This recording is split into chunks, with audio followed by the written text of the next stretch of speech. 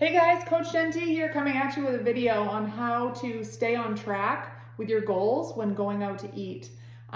First off, starting the conversation with the fact that it's easier to control your portions and how your food is made when you prepare meals at home. So try to prepare as many meals at home as you can. Planning ahead and having things in stock is key, and prepping. But also you have to be able to live your life. So let's say Friday night is pizza out, or you like to go out with the girls on Saturday night, or whatever it is. You've got to make sure you're incorporating that. No, going out to lunch or going out to dinner, or maybe even going out for breakfast at least once or twice a week. Again, control happens when you eat at home, but you've got to be able to dine out, live your life, and enjoy. So I do have 12 tips on how to stay on track when you're going out to eat. These are not only tips that work personally for me, but they're tips that a lot of my clients practice. They have in their toolbox, so they have them ready to go, and they can make better choices and leave whatever restaurant they're at feeling confident and good that they made better choices. Choices do not have to be perfect. You've got to live your life. So it's okay to have a little bit of balance with going off the program a little bit when you are going out to eat, even if that means going untracked when you're dining out. So number one is to review the menu in advance if it's available. So a lot of websites have menus available online. It takes just a little bit of effort. And if the people in my coaching program sometimes will send me like a link to where they're going and say, hey, like, this is what I'm thinking. Is this like one of the best options that I can choose? But checking out the menu ahead of time, kind of having a plan of what you're going to order so that it takes the decision making out of it when you're in the situation of like going out with friends and maybe someone's ordering something that has nothing to do with what you planned on. Like, at least you have that intention of what you were going to have ahead of time, even if you have to tweak it a little bit. Number two is to like skip the appetizers, bread, chips, whatever the meal comes with beforehand, and just save some of that bread. For example, have one piece of bread when your meal comes out, or a little handful of chips and salsa when your meal comes out, versus mindlessly munching on the appetizer or the bread and butter or whatever when it comes out, because you can really amp up calories by eating mindlessly at that point, or you can enjoy what's there more mindfully when you have it with your meal. Again, if you really look forward to the chips and salsa, this might not be a tip that you would utilize, but it does save a lot of calories in like a foolproof way, and just enjoy in conversation during the appetizer time. Number three is when it comes to the proteins, make sure you're opting for the leaner proteins. Leaner cuts of proteins, like the leaner ground beef or chicken is always a foolproof way to opt for like a leaner protein. Things like shrimp, things like fish, any kind of protein that's like the leaner option versus the higher fat, higher cut steaks, or the fried chicken, or the fried whatever it is. Making sure that you're opting for the leaner proteins will help you really trim down your calories and still get your protein. Number four is, if you are getting a salad or something, or you're getting something kind of saucy, you can always ask for the dressing or the sauces on the side. This is really important because the restaurants especially can go super overboard with 4+ servings of salad dressing in your salad. So if you opt for it on the side, you can enjoy like a little bit of dressing with each bite mindfully, versus having it like soaked into your food. Same goes with things like, I'm trying to think, same goes with things that come with sauces. You can always ask for the sauces on the side to kind of make your own. Number five is to swap your sides. A lot of restaurants always come with like a vegetable and a starch, whether it's chips or potato salad or something like that. But if you really want to save some calories, you can always opt for double veggies. Or let's see, if you're going to get, I had some stuff written down, you can always ask for like a side salad instead of whatever, starchy, carby side your meal will come with. Or instead of like a regular potato, you can opt for a baked sweet potato. There's just a lot of great ways to alter what your sides are, and usually upon request there's no extra charge, and even if there is, sometimes it's worth paying for the extra to have a healthier side with your meal.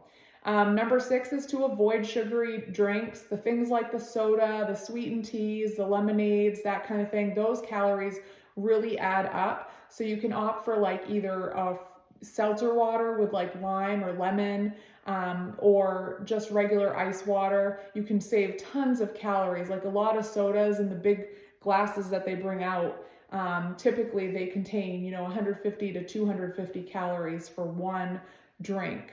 And if you're the person that really enjoys your soda, and go sip it mindfully, if you leave a little bit in your cup and you have some water in addition to, or usually might have 2 sodas and you have one, you're still saving quite a bit of calories.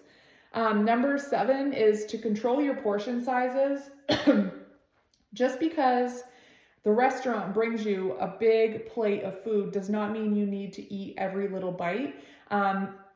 Leftovers are great, especially when you are going out to eat and you bring half your leftovers home for like a meal the next day. It keeps it super easy so you don't have to prep something the next day. You halved your calories at the meal on the day that you're eating out, and then you have a whole extra meal the day after. So keep that in mind. You don't have to clean your plate. You can always save it for the next day and it still won't go to waste.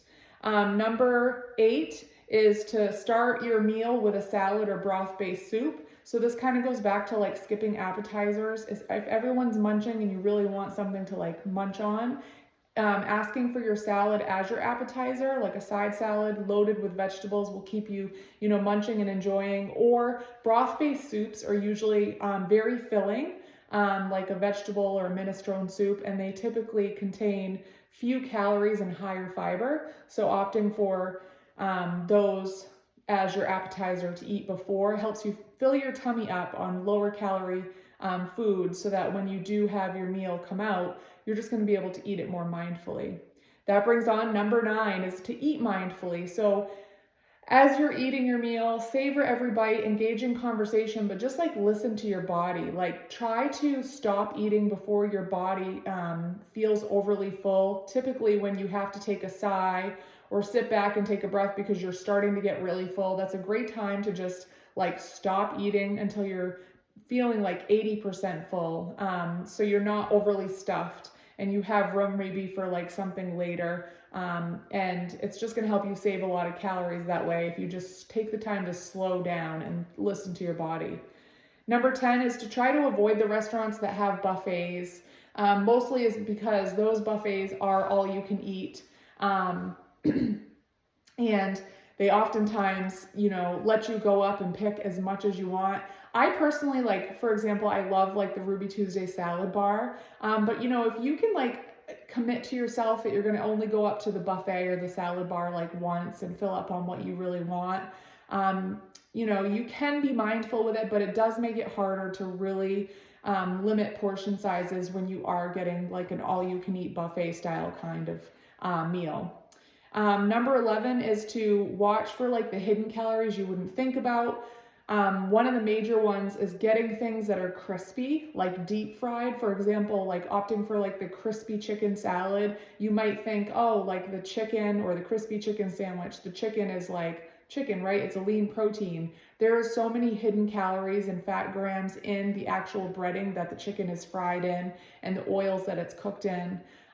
So lots of extra carbs and fats and calories there. But also like creamy dressings are a super culprit for lots and lots of extra calories. Like the things like the buttermilk ranch and the blue cheese, those like creamy dressings can really add up. And all you have to do is simply swap to like a balsamic vinaigrette, or you can even get both if you are getting a salad, and enjoy like half of what they give you for the creamy dressing and then use the rest for like a balsamic. Can really save a lot of calories. And then number 12 finally is to just be mindful of alcohol. If you are one to enjoy like beer or wine when you go out, try to have a plan in place so you can set your own boundaries and stay in your own lane when you are going out.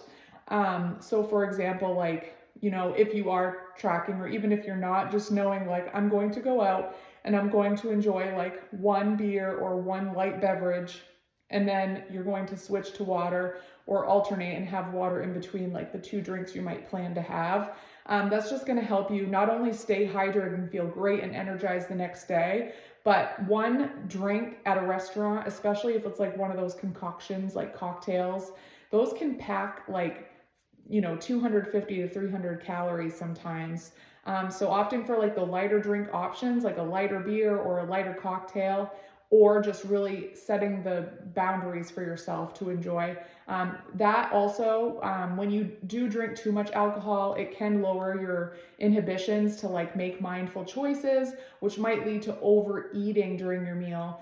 So again, limiting alcohol to something like one drink or maximum two when you're going out will help you stay on track and save tons of calories. I hope these tips help you guys. I would love to hear your hacks on making healthier dining out choices. And if you have a specific restaurant you love to go to, I would love to hear, and I'm sure other people in our group would love to hear, like what kind of options you choose when you go out to these places to make better for you choices. I hope you guys have a good day.